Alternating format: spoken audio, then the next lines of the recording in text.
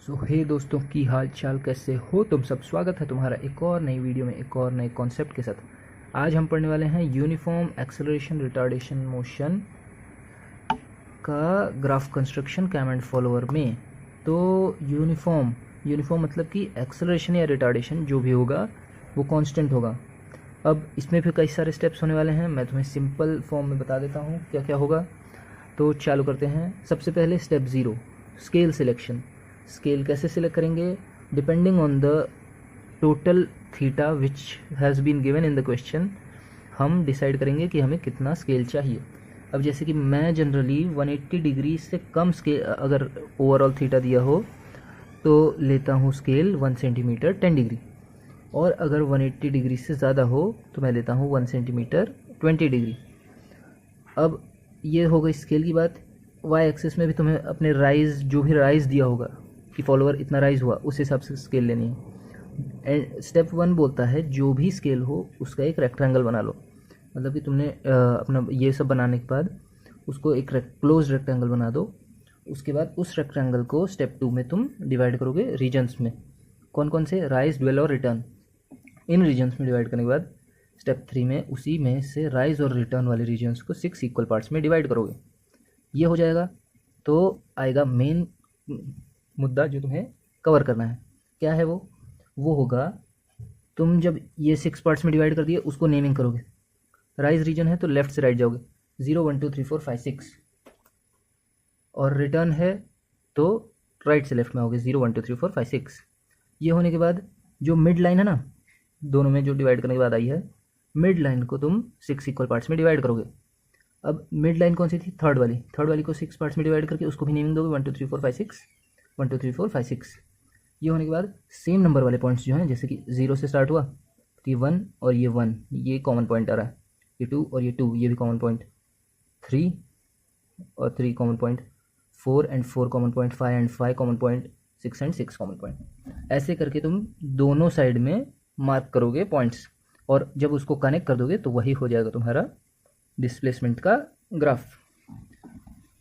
अब क्वेश्चन में देख लेते हैं कि वेलोसिटी और एक्सेलरेशन का ग्राफ भी कैसे करने वाले हैं। तो क्वेश्चन कुछ ऐसा दिया हुआ है, मैं शॉर्ट में एक्सप्लेन कर देता हूँ क्वेश्चन क्या कह रहा है। एक कैम है जो 800 आरपीएम से घूम रहा है, फॉलोअर उस पर नाइफ एज यूज़ हुआ है, कैम का लीस्ट रेडियस 30 mm है। फर्स्ट 60 डिग्री फॉलोअर राइज होता है 30 mm से, नेक्स्ट 45 डिग्री ड्वेल है, और नेक्स्ट 75 डिग्री वो रिटर्न आ जा रहा है। अब हमें उसका डिस्प्लेसमेंट, वेलोसिटी एंड एक्सेलरेशन का ग्राफ प्लॉट करना है। हम चालू करते हैं। सबसे पहले स्केल हमने ली। ओवरऑल मैंने देखा कि 45, 60 और 75 ऐड करने पर 180 डिग्री बन रहा है, तो मैंने 1 सेंटीमीटर 10 डिग्री ले ली। 1 सेंटीमीटर 10 डिग्री मतलब 18 सेंटीमीटर्स मैंने इधर बनाए। 18 सेंटीमीटर्स बनाने के बाद मैंने जो ये दिया था राइज कितना दिया था? 30 mm था, तो 1 सेंटीमीटर 10 डिग्री वाई में ले ली, जिससे 3 सेंटीमीटर में ये वजह है। ये होने के बाद मैंने रेक्टेंगल बनाया क्लोज्ड। उसके बाद उसको 6 पार्ट्स में डिवाइड किया, राइज और रिटर्न रीजन को। राइज वाले रीजन को 6 पार्ट्स में, रिटर्न वाले को 6 पार्ट्स में। अब ये हो गया। इसके बाद मैंने उनको नेमिंग दी, 0 1 2 3 4 5 6, राइज वाले में लेफ्ट टू राइट, और रिटर्न वाले में राइट से लेफ्ट, 0 1 2 3 4 5 6। फिर जैसा कि मैंने कहा था, मिड वाली लाइन को दोनों की 6 पार्ट्स में अगेन डिवाइड करेंगे, तो 1 2 3 4 5 6 नेमिंग दे दी डिवाइड करके। ये हो गया। अब बारी आती है लाइंस मारने की। लाइंस कैसे मारेंगे? जो राइज वाला रीजन है, मतलब स्टार्टिंग पॉइंट बॉटम वाला होगा, bottom corner point. Bottom corner point से चालू हुए, जो भी पहला डिवीजन है उस पर लाइन से कनेक्ट किए, फिर दूसरे वाले डिवीजन पे, फिर तीसरा वाला डिवीजन। ये होने के बाद टॉप वाले कॉर्नर पॉइंट पे गए, वहाँ से जो पहला डिवीजन था, वहाँ से जो दूसरा डिवीजन था, और वहाँ से जो तीसरा डिवीजन था। ये करने के बाद सेम हम इसके साथ करेंगे रिटर्न वाले रीजन के साथ। रिटर्न वाले रीजन में हमने किया top corner point. Return region में क्या होता है? हमारा स्टार्ट पॉइंट होता है ये, कौन सा? जहाँ अब हम राइज हुए हैं तो रिटर्न भी होंगे। ऊपर गया है कोई तो उतरेगा भी तो ऊपर से ही, तो इसलिए हमारा होता है ये स्टार्ट पॉइंट ऊपर, मतलब कि टॉप के कॉर्नर पॉइंट पे। अब यहाँ से हम पहला डिवीजन जो था वहाँ पे लाइन मारे, फिर दूसरा, और फिर तीसरा। अब नेक्स्ट दूसरे कॉर्नर पॉइंट से हम पहला, दूसरा, तीसरा। ये करने के बाद यही करेंगे कि सेम नंबर, मतलब कि जो भी सेम नंबर वाले पॉइंट्स हैं उनको डॉट मार्क करके कनेक्ट कर देंगे। मतलब कि 1 और 1 वाला था, 1 और 1 वाला, ये 2 और 2 वाला, 3 3 4 4 5 5 एंड 6 6। ये होने के बाद हमने सेम रिटर्न वाले रीजन के लिए भी किया और उसको कनेक्ट कर दिया जो कि पैराबोलिक इन नेचर होगा। अब ये हो जाने के बाद हमारा डिस्प्लेसमेंट ग्राफ हो गया पूरा। अब आएंगे वेलोसिटी ग्राफ पे। वेलोसिटी ग्राफ पे आने से पहले हमें कैलकुलेशंस करनी होंगी वेलोसिटी की। कौन सी वेलोसिटी की? मैक्सिमम वेलोसिटी की। मैक्सिमम वेलोसिटी की कैलकुलेशंस के लिए फॉर्मूला दिया गया है। वी मैक्स होता है 2 omega by theta into H. वैसे ही इसमें भी है 2 omega by theta into H. बस आउटस्ट्रोक के लिए थीटा आउटस्ट्रोक वाला यूज़ होगा, रिटर्न के लिए रिटर्न वाला।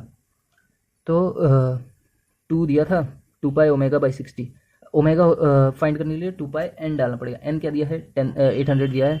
2 pi n by 60 into 0.03 upon theta. Theta हम रेडियन में पुट करेंगे, मतलब कि 60 इंटू पाई बाई 180 करना पड़ेगा। 60 डिग्री दिया था तो रेडियन में कन्वर्ट किए। सेम हमने इसके लिए किया, बस इसमें थीटा रिटर्न था 75। ऐसा ही हमने एक्सेलरेशन मैक्सिमम फाइंड की। उसका फॉर्मूला था 4 omega square H upon theta naught का स्क्वायर और 4 omega square H upon theta return का स्क्वायर। ये करने के बाद हमें मैक्सिमम वेलोसिटीज़ मिली 4.8 और 3.84 और मैक्सिमम एक्सेलरेशन 768 और 491। ये जब हो जाता है तो अब हम आते हैं प्लॉटिंग पे। प्लॉटिंग कैसे होगा? प्लॉटिंग करने के लिए हमें सबसे पहले जो भी हमारा डिस्प्लेसमेंट का ग्राफ बना था वहाँ से हम डॉटेड लाइन एक्सटेंड करेंगे। कहाँ से एक्सटेंड करेंगे? वो होगा जो भी राइज रीजन है उसका मिड पॉइंट और रिटर्न रीजन का भी मिड पॉइंट, और जहाँ भी रीजन चेंज हो रहा है, जैसे यहाँ राइज से ड्वेल में आया तो इस इंटरफेस पे जो इस इंटरफेस से डॉटेड लाइंस प्लॉट होंगी।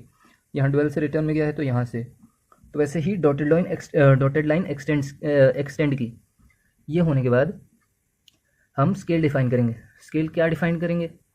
स्केल हम 4.8 3.84, ये दोनों कुछ कॉमन मल्टीपल्स, मतलब इसमें कोई कॉमन मल्टीपल लग रहा नहीं है, कोई ऐसा नंबर जिसके टेबल में ये दोनों आ जाए। तो हम लोग क्या करेंगे, सबसे छोटा वाला जो नंबर है मतलब कि 3.84, इसी को स्केल कंसिडर कर लेंगे। जब इसको स्केल कंसिडर किए y इज इक्वल 1 सेंटीमीटर 3.84 डाले तो हमें इतना कंफर्म हो गया कि जब हम 3.84 वाली लाइन बनाएंगे, 3.84 वाला पॉइंट मार्क करेंगे, वो 1 सेंटीमीटर नीचे होगा। अब 1 सेंटीमीटर होगा, ठीक है। नीचे क्यों होगा? नीचे इसलिए होगा क्योंकि ये रिटर्न वाला रीजन है। रिटर्न वाले रीजन में वेलोसिटी का ग्राफ नीचे ही आता है और राइज वाले रीजन में ऊपर। ये हो गया कि ऊपर नीचे क्यों आता है। अब बात यह है कि ऐसा ही क्यों आया। ऐसा इसलिए आया क्योंकि ये थी कांस्टेंट एक्सेलरेशन वाली ग्राफ। कांस्टेंट एक्सेलरेशन का क्या मतलब हुआ कि वेलोसिटी लीनियरली चेंज होगी, इसलिए लाइन के फॉर्म में आएगा। तुम ये समझ लो कि एक्सेलरेशन कांस्टेंट थी तो वेलोसिटी लीनियर आई, और रिटर्न वाला रीजन था इसलिए वेलोसिटी नीचे आई है जीरो वाली लाइन के। अब ये कि ठीक है, चलो ये वाला हो गया। इस वाले को कैसे प्लॉट करेंगे? इसका कितना डिस्टेंस बनाएंगे? तो 4.8 मार्क करना है। ये आउटस्ट्रोक का है, आउटस्ट्रोक की वेलोसिटी है 4.8। 4.8 मार्क करने के लिए 4.8 को तुम स्केल से डिवाइड कर दो, मतलब कि 3.84, तुम्हें मिलेगा 1.26 समथिंग। तो 1.26 सेंटीमीटर ऊपर तुम पॉइंट मार्क करोगे और उससे तुम ये कनेक्ट कर दोगे, मतलब कि यहाँ से स्टार्ट पॉइंट से 4.8 एंड पॉइंट से 4.8 कनेक्ट कर दोगे। अब ये तो हो गया वेलोसिटी का ग्राफ बन गया, लेकिन एक और डाउट रहेगा इसमें तुम्हें कि ये बीच में क्यों बना। तो ये इसलिए ऐसा है क्योंकि जहाँ पे भी मिड एंगल होता है, मिड एंगल मतलब ये बीच वाली लाइन, वहीं पे वेलोसिटीज़ मैक्सिमम होती हैं, चाहे तुम राइज वाले रीजन में देखो चाहे रिटर्न वाले। तो आई होप ये डाउट भी क्लियर हो गया होगा। तो इसके साथ तुम्हारा वेलोसिटी का ग्राफ भी बन जाता है। चाहो तो यहाँ पे v दिखा देना, यहाँ थीटा दिखा देना, ये हो जाएगा तुम्हारा वेलोसिटी का ग्राफ। अब एक्सेलरेशन पे आते हैं। एक्सेलरेशन हमने जब कैलकुलेट की तो हमें आई वैल्यूज़ 491 और 768। ध्यान से देखो, ये दोनों कॉमन मल्टीपल तो नहीं लग रही, लेकिन 250 के कॉमन मल्टीपल्स के जस्ट पास में लग रही हैं। मतलब कि 250 का अगर 2 टाइम्स करो तो 500 के पास है 491 और 3 टाइम्स करो तो 750 के पास है 768। तो इसलिए हम अपनी स्केल इस केस में ले लेते हैं 1 सेंटीमीटर इज़ 250 मीटर पर सेकेंड स्क्वायर। ये हो गया। अब एक और तुम्हें डाउट रहेगा कि तुमने तो बोला था कि स्केल आएगी मतलब एक्सेलरेशन का ग्राफ आएगा हॉरिजॉन्टल स्ट्रेट लाइन, लेकिन अगर हॉरिजॉन्टल स्ट्रेट लाइन है तो ये ऊपर नीचे क्यों है? तो वो भी मैं बता देता हूँ। ऐसा इसलिए है क्योंकि ध्यान से देखो, इस केस में एक्सेलरेशन ये तो पता ही होगा कि वेलोसिटी का स्लोप होता है। वेलोसिटी का स्लोप इस केस में पॉजिटिव है, वेलोसिटी का स्लोप पॉजिटिव है तो इस केस में एक्सेलरेशन भी पॉजिटिव आई। इस केस में वेलोसिटी की स्लोप नेगेटिव है, तो यहाँ वेलोसिटी की एक्सेलरेशन नेगेटिव है। यहाँ पर वेलोसिटी ज़ीरो ही है तो एक्सेलरेशन भी ज़ीरो है। सिमिलरली यहाँ वेलोसिटी की स्लोप नेगेटिव, एक्सेलरेशन नेगेटिव, यहाँ की वेलोसिटी की स्लोप पॉजिटिव, एक्सेलरेशन पॉजिटिव। तो ये हो गया। अब स्केल डिसाइड कर ली है तो चलो सेंटीमीटर्स में कन्वर्ट करके इनको प्लॉट कर देते हैं। वाई अपनी स्केल है 250 मीटर पर सेकेंड स्क्वायर। हम सबसे पहले आउट स्ट्रोक के लिए करेंगे 768। 768 को तुम जब 250 से डिवाइड करोगे तुम्हें मिलेगा 3.0 समथिंग, मतलब कि ये 3.0 समथिंग कुछ सेंटीमीटर होगा, मतलब 3 सेंटीमीटर ले लो। तो तुम्हें 3 सेंटीमीटर ऊपर एक स्ट्रेट लाइन मारनी है सिर्फ इसी रीजन के लिए, फर्स्ट हाफ रीजन के लिए। उसके बाद सेकेंड हाफ रीजन में उतनी ही डिस्टेंस तुम्हें नीचे लेके लाइन मारनी होगी। सेम डिस्टेंस ऊपर ये पॉजिटिव एक्सेलरेशन होगी, सेम डिस्टेंस ऊपर ये नेगेटिव एक्सेलरेशन होगी। यहाँ पे तुम्हारी जीरो पे ही लाइन रहेगी तो यहाँ कुछ नहीं मारना। और यहाँ पे 250 अगेन स्केल से डिवाइड करना होगा तुम्हें। 491 डिवाइड बाय 250 तुम्हें मिलेगा 1.96 समथिंग। तो तुम्हें 1.96 ऊपर और 1.96 नीचे सेंटीमीटर्स प्लॉट करके हॉरिजॉन्टल लाइन मारनी होगी। अगेन मैंने तुम्हें कॉन्सेप्ट बता दिया है, यहाँ नीचे क्यों है, यहाँ ऊपर क्यों हो गई, यहाँ ऊपर क्यों हुई थी, यहाँ नीचे क्यों हुई थी। तो इसमें गड़बड़ मत करना। और ये चीज़ हमें हमेशा ध्यान रखना कि जहाँ पे भी एंगल हाफ रहेगा वहाँ पे वेलोसिटी मैक्सिमम रहेगी। आई होप तुम्हें कॉन्सेप्ट समझा होगा। Tata bye bye, take care. तो मिलते हैं नेक्स्ट वीडियो में नए कॉन्सेप्ट के साथ।